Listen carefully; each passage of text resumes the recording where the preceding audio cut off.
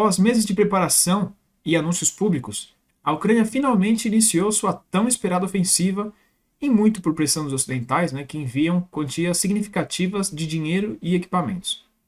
Desde o início desse mês de junho, os ucranianos lançaram sua ofensiva, atacando em toda a linha de contato, com exceção da região de Kherson, mas destacadamente na região de Zaporozhye, onde existe um sistema defensivo russo muito pesado. Os resultados iniciais dessa operação foram a junção dos pontos fracos ucranianos com os pontos fortes russos, logicamente levando a um resultado catastrófico. Algumas unidades com até 60% de baixas em seus primeiros dias. Para esclarecer para vocês um pouco, né, do porquê isso ocorre, né, e como ocorre, e como um pouco como está a situação também, né, hoje, eu vim conversar com vocês, né, sobre alguns aspectos que estão impactando diretamente, né, nessa ofensiva ucraniana. E aí, pessoal, tudo bem com vocês? Né, bem-vindos a mais esse vídeo aqui do Visão Estratégica. E já para começar, antes que venha alguém falar alguma besteira, sim, eu tô com uma farda russa legítima, tá? Que eu peguei lá na V-Unit, né, que são nossos parceiros, que eles têm materiais de vários lugares do mundo diferentes, e bem bacana, né? Além de só fardamento, né? E eu vou deixar aqui na descrição também o link para vocês acessarem o site deles e encontrarem outros materiais desse tipo, tá? Eu recomendo bastante. Tá? E como disclaimer também, por eu estar usando essa farda, não quer dizer que minha análise seja enviesada pró-russa, tá? É só realmente porque todos os vídeos aqui eu busco sempre trazer alguma coisa relacionada ao tema, né? E como a gente tem nossos parceiros lá da V-Unit, que eles contêm essa farda aqui, no caso, né? Russa, então eu peguei, tá bom? Só para ficar claro aqui, antes que alguém venha encher o meu saco, tá bom? Mas então, hoje, sem enrolação, vamos direto para o assunto do vídeo. Então, como eu falei, assim, o resultado dessa ofensiva ucraniana até aqui, ele tem sido tão catastrófico que até as mídias ocidentais têm relatado isso de uma forma bem pessimista, tá? E por isso que para mim fica muito nítido que realmente o resultado, até agora pelo menos, é bastante a junção dos pontos fracos ucranianos diretamente somando com os pontos fortes russos, né, que estão tendo um resultado, como eu falei, um resultado catastrófico, tá? Então aqui eu vou listar alguns desses pontos fracos, né, ucranianos, para a gente entender um pouco as falhas que eles tiveram até aqui, tá bom? Então, já para começar, uma coisa que chamou bastante atenção, até para a gente que viu os vídeos, né, alguns vídeos, sobre os primeiros dias ali, as primeiras ações ofensivas, né, dos ucranianos. Logo de cara, eles avançaram com algumas colunas blindadas, né? Só que eles avançaram de uma forma, eu diria, um pouco inadequada, né? Sem material de apoio também, né? Como, por exemplo, material antiminas e também com algumas medidas evasivas equivocadas, né? Como, por exemplo, concentrando veículos em zonas de reunião em locais mais ou menos próximos à linha de contato, né? Então, a gente viu algumas cenas de concentrações, né, dessas tropas sendo alvejadas simultaneamente, né? Então teve grandes perdas logo assim de uma vez, né? Então isso aqui realmente foi uma coisa que pegou bastante, que eu vejo que talvez seja um pouco esse emprego inadequado desse tipo de tropas ali na situação, tá?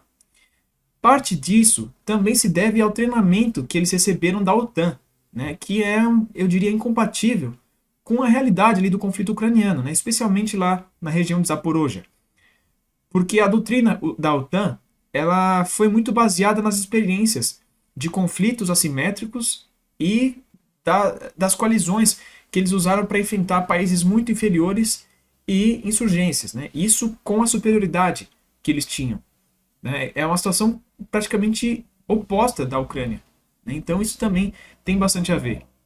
Isso também, né, um parênteses aqui, né, um bônus, que algumas técnicas, vamos dizer assim, que eles passaram para os ucranianos, né, para a infantaria, são praticamente técnicas, perdão, de emprego policial, não de um caso de guerra, né? Então isso também afeta diretamente ali no campo de batalha, né? Mas esse ponto específico aqui acho que até um pouquinho menos, mas é só para dar uma noção para vocês, tá? Um outro ponto, né, é a falta de defesas antiaéreas. Isso assim é crônico para a Ucrânia, tá? Nos meses anteriores a essa ofensiva, né, desde antes da virada do ano até, os russos eles realizaram uma campanha pesada de praticamente caça e destruição mesmo, desses sistemas de defesa antiaérea ucranianos, né, conseguindo eliminar uma grande quantidade deles, né. Aí, só para vocês, né, terem noção, não é só o lançador do míssil, mas também o radar. Tá? Às vezes o radar é até mais importante do que os próprios lançadores. Isso tem acontecido bastante. Tá? E também eles têm realizado vários ataques bem massivos até contra a própria capital, Kiev, né? Então, eles forçaram os ucranianos a mandarem boa parte dos sistemas deles, né, para lá, para longe da linha de frente. Então, ali no teatro, ali onde está tendo a ofensiva ucraniana, eles estão praticamente sem cobertura aérea, né, sem a cobertura de defesa antiaéreas e sem aviação também, que a Ucrânia está praticamente sem. Né? Então, realmente, isso é uma falha assim grotesca para fazer uma ofensiva, né? Assim, é inviável, porque justamente a gente viu o resultado disso que eu vou falar daqui a pouquinho, tá bom? Então, dessa forma, os ucranianos eles ficaram praticamente sem cobertura antiaérea, né, como eu falei, para poder realizar os avanços deles. Não só pelos ataques aéreos que eles sofreram, né, mas também pela vigilância aérea que os russos estão podendo fazer logo em cima dessas tropas ucranianas que estão avançando impunemente, assim, não está tendo nenhuma retaliação disso. Então, isso aqui é uma coisa muito grave. Um outro ponto é que, de uma forma geral, né, os ucranianos eles estão com pouco ou nenhum suporte, né, seja pela inexistência da aviação, né, ou pela pouca capacidade de reconhecimento das áreas de atuação, né, tanto por tropas em terra quanto por drones, né, e também como outras formas de apoio, né, como a engenharia antiminas que eu já falei, né. Isso agrava bastante até as operações ucranianas, né, porque a gente vê que eles estão sofrendo bastante também com a questão das minas. Então, de uma forma geral, a capacidade de realizar as operações, vou falar de uma forma menos técnica, a forma de eles atacarem fica muito prejudicada, porque eles não têm todas as ferramentas ou tudo que eles precisam para conseguir fazer. Tá? Então isso também é mais um ponto que afeta bastante o resultado até aqui. E um outro ponto muito importante a ser levado em conta é que os ucranianos eles estão enfrentando diretamente uma pesadíssima linha defensiva e, pior ainda, em terreno aberto.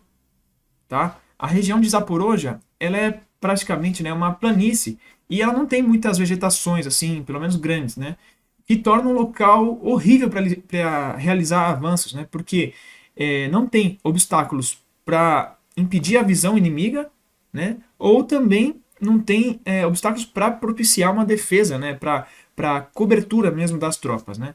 Então, assim, os ucranianos eles não conseguiram nem ter contato com os russos em muitos locais, porque eles foram alvejados logo que se aproximaram, logo que eles estavam se deslocando para enfrentar as tropas. Né? Isso também somando com a questão da vigilância aérea russa, né? Que já avistou com uma certa distância. Mas aí a gente já vai falar sobre isso. Falando agora um pouco sobre os pontos fortes russos, né, que eu comentei, durante vários meses, né, os russos eles criaram uma rede de fortificações bastante elaborada em toda a região, né, com algumas áreas contando com até 5 linhas defensivas, né, com diversos níveis, né, em diversas camadas, preparados para várias possibilidades diferentes, né, de um ataque por parte da Ucrânia. Os russos eles estão empregando uma doutrina de defesa elástica em profundidade, com várias posições defensivas avançadas, que estão sendo bastante efetivas, né, em segurar ou atrasar o avanço das forças ucranianas, né, vários quilômetros à frente da primeira linha defensiva real.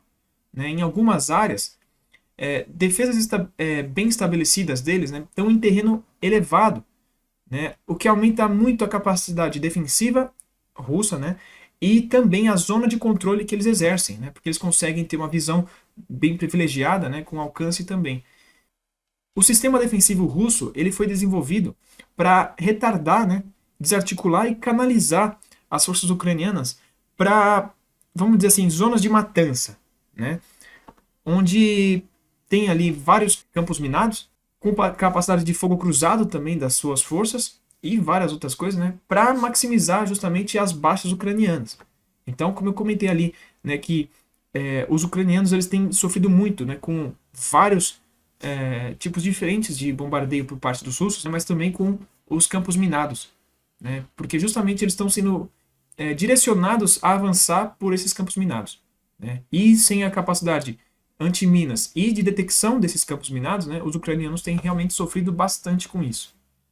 Um dos pontos mais interessantes sobre essa situação toda, né, pelo menos na minha opinião, é que os russos eles estão empregando técnicas e táticas assimétricas, né, muitos conceitos desenvolvidos pelo Hezbollah até para enfrentar as colunas israelenses, né, e eles estão usando isso para conseguir um resultado também parecido com os blindados ucranianos. O interessante aqui é notar que uma potência militar está usando essa abordagem, né, de guerra assimétrica e conseguindo extrair muito com ela, até por conta dos recursos múltiplos, né, que eles podem contribuir com esse tipo de tática, por exemplo, né? Então, a princípio, os russos eles empregaram muito, ainda empregam, né, mas no começo foi muito disso, que eles estavam empregando muito os ATGM, né, que para quem não sabe são aqueles equipamentos, entre aspas, portáteis, antitanque, e armamentos pessoais também, né, ou seja, aqueles RPG, por exemplo. E eles ficavam escondidos em pequenos arbustos, assim, em pequenas vegetações, né, aproveitando o poder de fogo e a mobilidade, né, para conseguir atacar e retrair com facilidade, né? E dessa forma eles conseguiram grandes sucessos, né? Eu vou falar um pouquinho mais sobre isso daqui a pouquinho também, né? Mas vamos continuar aqui. Também entrou em cena a aviação russa, né? Com as aeronaves conseguindo agir impunes, né? Contra as concentrações de tropas ucranianas, como eu já comentei um pouquinho, né? Sejam as tropas blindadas ou as mecanizadas, né? Que isso teve um papel importante, né? Devido justamente à inexistência da defesa aérea inimiga, como já comentei, né, sendo eles responsáveis por parte considerável das perdas dos veículos pelos ucranianos, tanto pelos bombardeios dos caças, quanto pelos mísseis dos helicópteros, né, e também com o uso extensivo dos drones kamikaze, né, que os russos têm usado, né, mas também com os de observação, né, com eles podendo identificar as forças ucranianas muitos quilômetros na frente das posições defensivas russas, né, como eu já comentei também. Mas então, a questão aqui, né, que os russos eles têm conseguido realizar suscetíveis emboscadas, né, eles têm usado todos esses meios para realizar emboscadas contra os ucranianos, tanto com as unidades antitanque em solo, né, quanto com esses helicópteros de ataque, né, que eles flanqueiam e atacam à distância e pegam de surpresa essas tropas ucranianas, né. Os helicópteros eles têm obtido um resultado muito bom, né, porque eles podem extrair o melhor das duas abordagens, tanto dos caças quanto dos ATGM, né?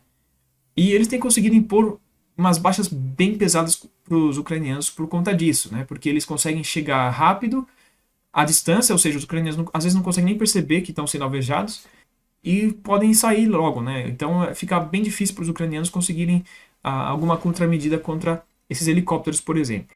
Após as pesadas perdas iniciais, né, os ucranianos eles mudaram um pouco a abordagem deles, né, se adaptando à realidade presente no local.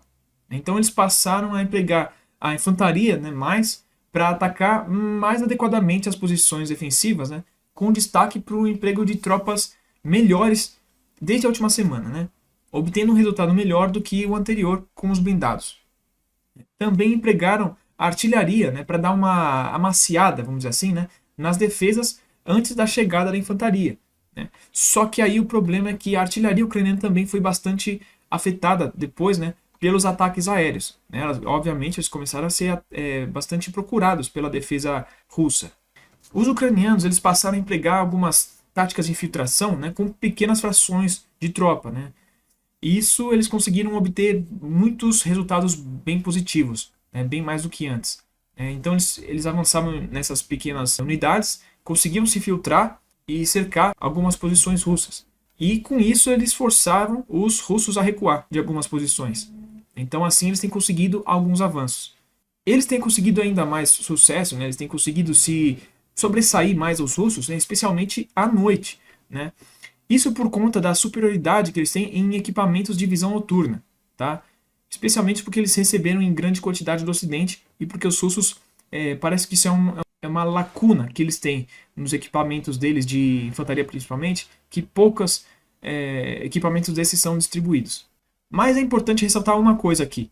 Basicamente, a maioria das tropas ucranianas que estão participando dessas ações ofensivas até agora são tropas de segunda classe ainda, né? São tropas de conscritos ou então aquelas forças de defesa territorial, com algumas iniciando o treinamento só em fevereiro agora, né? Ou seja, foi um tempo curto de treinamento, né? Foi pouco tempo de treinamento. Só algumas das tropas que são já tropas superiores ali, como por exemplo a 47ª Brigada Mecanizada, né?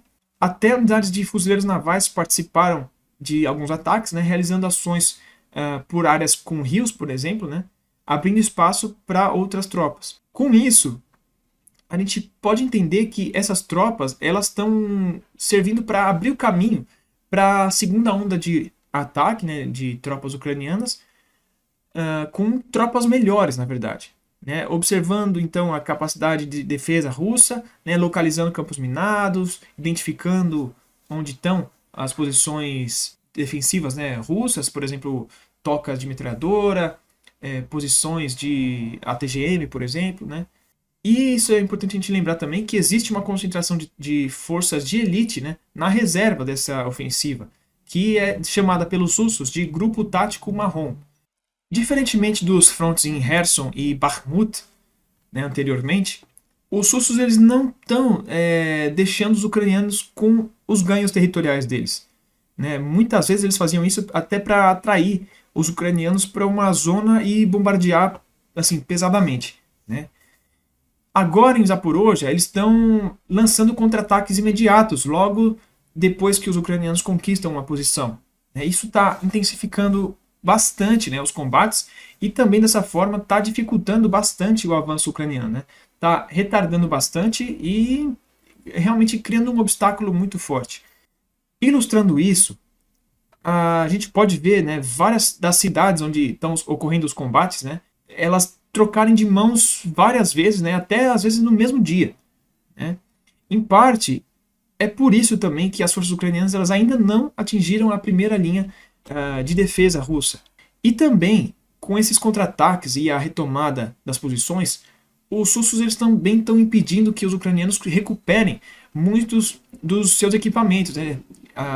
Por exemplo, os tanques e os blindados. Né? E, na verdade, os russos que estão capturando muitos deles. Né? Não todos, evidentemente, né? Mas eles estão conseguindo capturar bastante deles. Tá? Então isso é interessante, porque, fazendo um pequeno parênteses aqui, né? Como eu falei em outro vídeo, né, uma parte interessante da parceria russa com os iranianos é a transferência desses equipamentos capturados dos russos, pelos russos, né, para os iranianos e eles, por sua vez, criarem, né, fazer a engenharia reversa, né, e aprenderem, né, tecnologias ou até desenvolverem coisas novas a partir disso. Então pode ser interessante, né, imaginem vocês aqui, né, rapidamente, o que os iranianos e russos juntos, né, não podem desenvolver pegando de tecnologia ali do Leopard, por exemplo, né? Ou dos Bradley americanos. Então, isso aqui é um ponto relevante, tá? Apesar de parecer pouca coisa, mas isso aqui é um ponto relevante. Até aqui, falando em números conservadores ainda, né?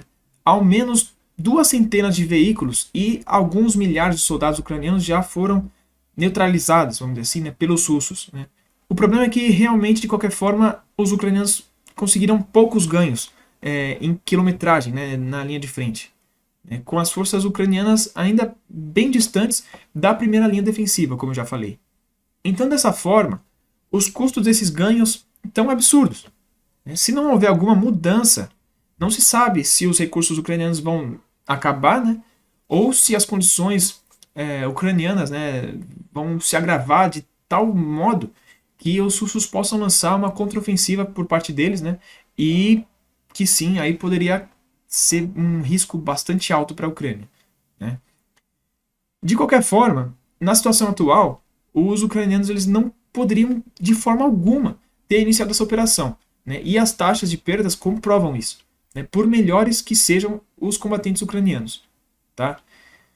Então, com esse vídeo aqui eu busquei assim, esclarecer um pouco, né, alguns dos motivos do resultado atual dessa ofensiva, né, e para a gente conseguir ter uma compreensão melhor ali do confronto. Né, porque senão a gente vê muitas informações enviesadas de um lado e do outro e geralmente a gente acaba escolhendo algum lado para torcer, né? Só que o problema disso, né, gente, é você torcer cegamente, Se você sabe dos fatos e escolhe um para torcer, ainda não tem problema. Mas o problema é você fazer o inverso, você escolher alguém para torcer e tentar mudar os fatos para encaixar na sua torcida, né, ou na sua visão. Para você querer que aconteça o que você quer. É isso que não dá.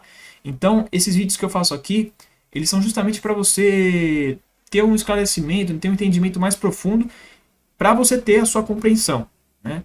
Então, é importante entender, independentemente da sua ideologia, independentemente do que você acredita, do que você gosta, do que você torce, é importante se atentar aos fatos reais, tá? Então, para isso, eu estou trazendo esses vídeos aqui, né? Esse e outros, né?